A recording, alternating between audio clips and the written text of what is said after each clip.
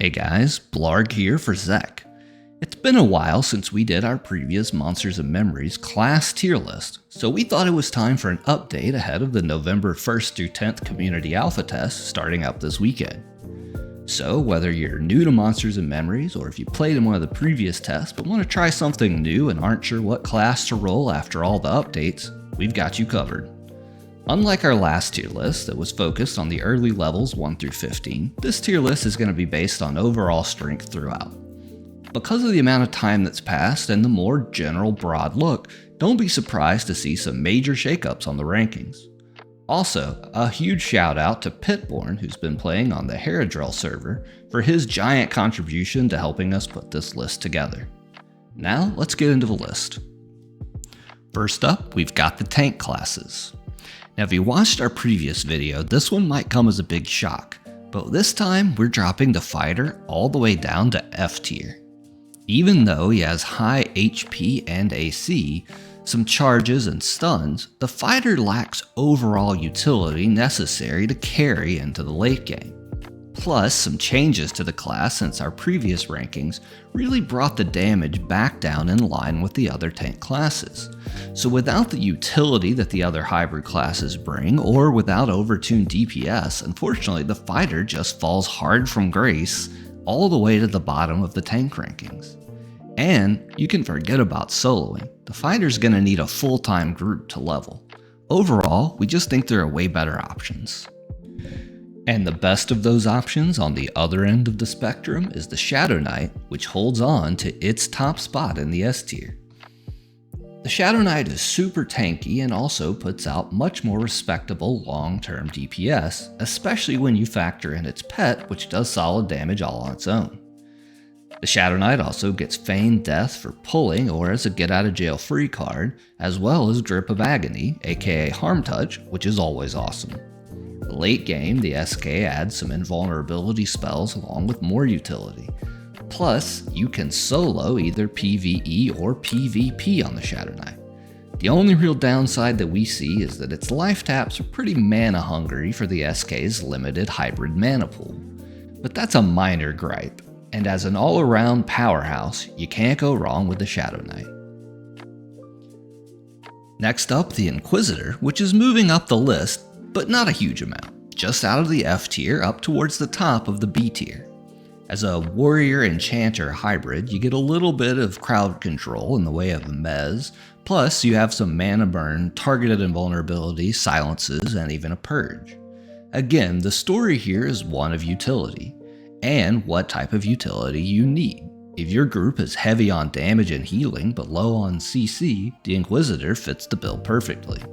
We still think the other hybrid tanks are a cut above the Inquisitor, but not so much that the Inquisitor isn't a solid option. Unless, that is, you plan to PvE solo, and in that case, you'll need to look elsewhere because the Inquisitor really doesn't cut it. And finally, the Paladin, who remains a solid A tier option. Like the Shadow Knight, you've got a solid tanking option, but this time you have a different flavor of utility. Heals, a res, blind, lay on hands, and he's not going to put out the DPS that an SK brings, but you aren't going to need a backup healer either. He doesn't solo as well as the SK, but you can solo if you want to focus on undead. Overall, he's a solid option, just not as good as the SK. But if you prefer the holy flavor, or if you think you've got enough DPS in your static group already, the Pally is a great choice. Let's move to healers next. First up, Shamans.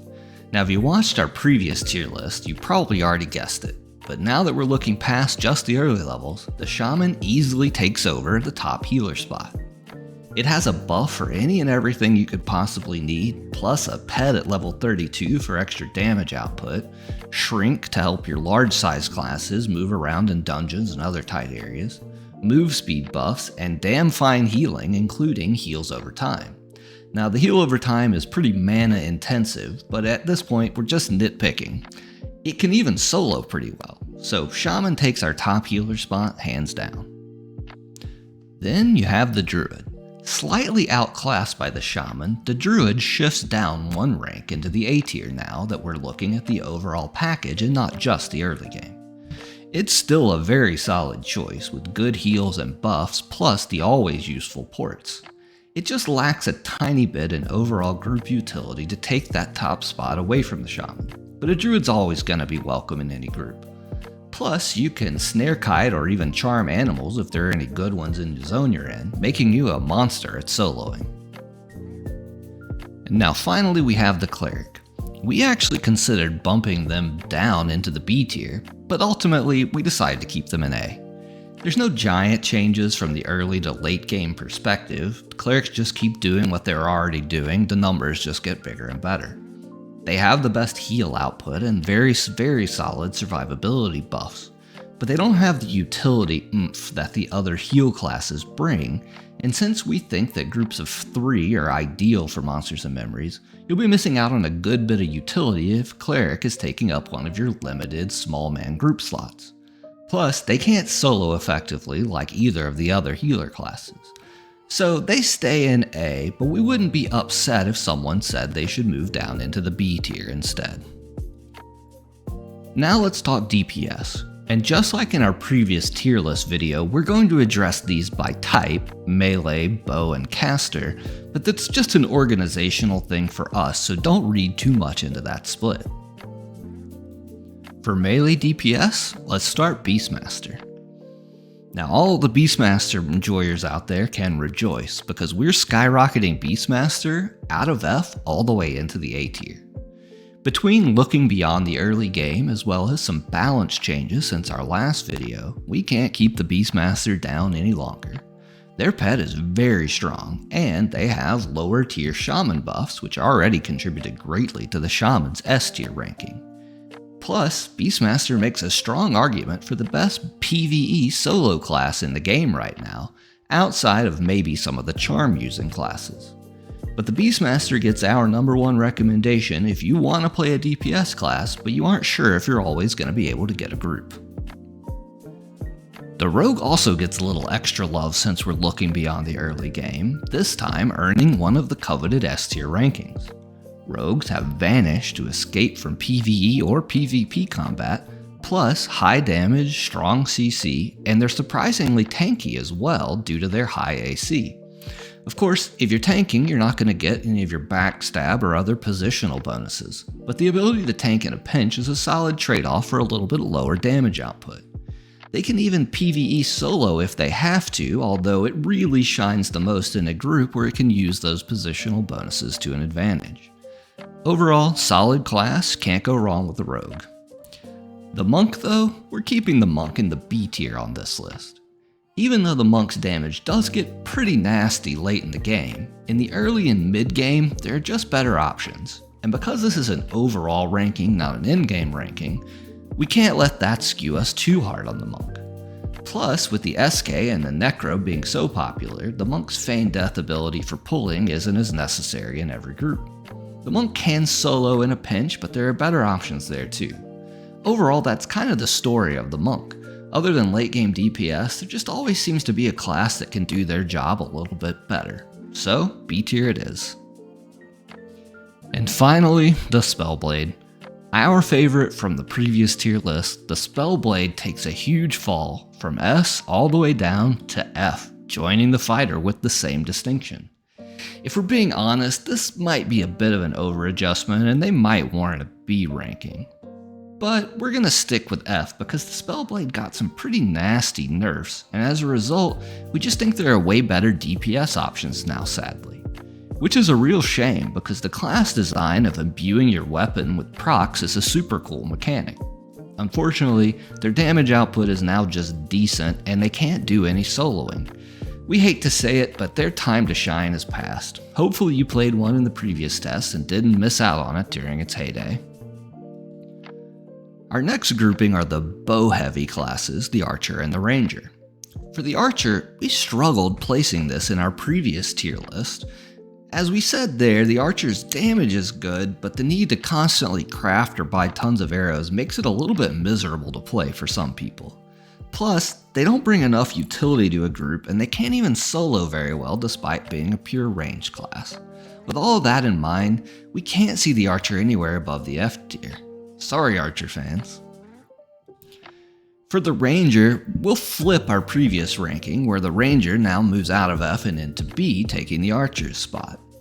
We still think there are better options than the Ranger, but the Ranger does get weak Druid spells, and so that brings it some utility. Plus, it could solo if it had to. But it still needs to craft or buy arrows, which is annoying, and the utility isn't good enough to make it a great class, so the best we can give it is a B. Let's talk pure casters now, with the Elementalist up first. We're going to say the Elementalist is still a solid A tier option. The pet is pretty strong for either tanking or DPS, which lets it be a solid damage dealer in a group or solo anytime they want. They get the ability to summon players eventually, which is incredible for backfilling a group deep in a dungeon or recovering someone in from an untimely death if you can't res them back. They're squishy, of course, but all the pure casters are, so there's no surprise there. We do need to say again that the casting reagents and the sheer number of spells to purchase each level can be very oppressive early game, so you'll need to have a good plan for what you will and won't buy when you're starting out. But later on, once you're more established, that won't be a problem. Next up, we've got the Necro. Now we're bumping the Necro down from S into A tier in this tier list.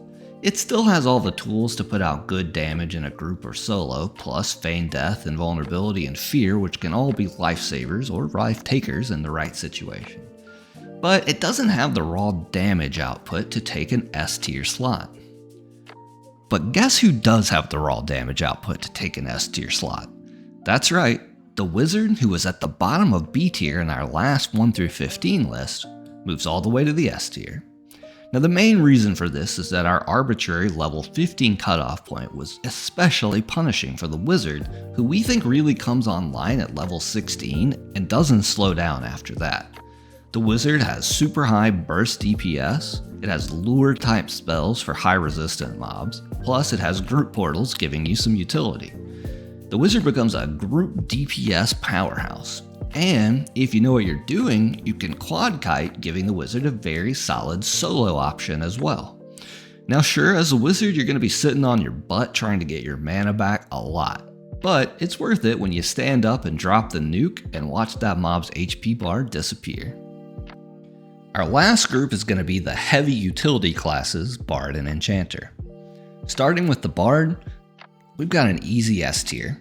The Bard's kit is just so loaded, there is no other ranking we could possibly give them. Mez, resist buffs, speed buffs, the best group mana regen, all of this makes you a hero for your group. Or if you prefer, you can charm kite and solo your way to glory.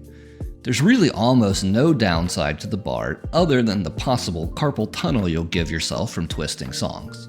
That's right, there's no /melody command, so you'll be twisting all of your songs manually. That might be too big of a turnoff for some people, but on character power alone, the Bard is a monster and we have to keep them in S. Now last but not least, we've got the Enchanter. Insane utility with charm, mez, and mana regen. We gave the Enchanter an A last time, and we're going to keep it an A this time. I think an argument could be made to move the Enchanter down into the B tier, but that's only because the Bard does the Enchanter's job better, and in a small man group you'd probably rather bring the Bard for all of its extra things it does beyond what the Enchanter can do.